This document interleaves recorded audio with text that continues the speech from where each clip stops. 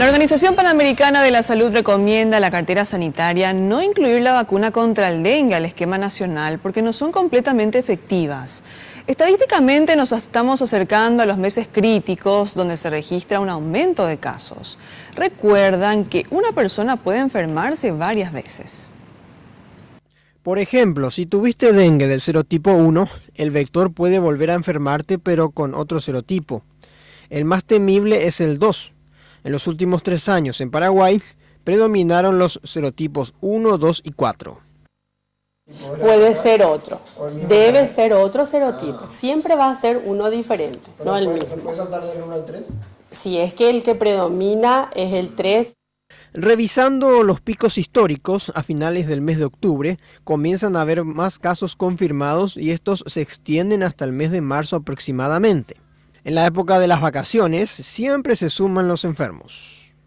Empiezan las vacaciones después, ¿verdad? de verano, entonces la gente se desplaza en todo el país y es allí donde podemos llegar a tener nuestros primeros brotes de dengue. El dengue genera inmunidad solo contra el serotipo que se contrajo y depende de cada organismo humano el combate a la enfermedad en cuanto a puede afectar a la salud. Los mosquitos pueden poseer cualquier serotipo.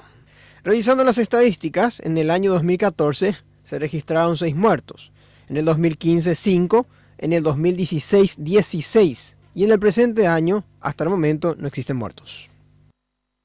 En cuanto a casos confirmados en los últimos 3 años y hasta septiembre de este año, estamos hablando de 22.521 casos. Según la epidemióloga Andrea Ojeda, todo el año hay dengue en Paraguay. En cierto periodo de otoño e invierno el número baja y se estabiliza. La Organización Mundial de la Salud comunicó oficialmente que no recomienda la implementación de la vacuna contra el dengue en los planes estatales por la falta de efectividad.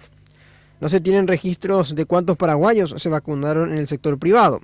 Se insta a comprender que la prevención con la limpieza es lo ideal en lugar de la vacuna.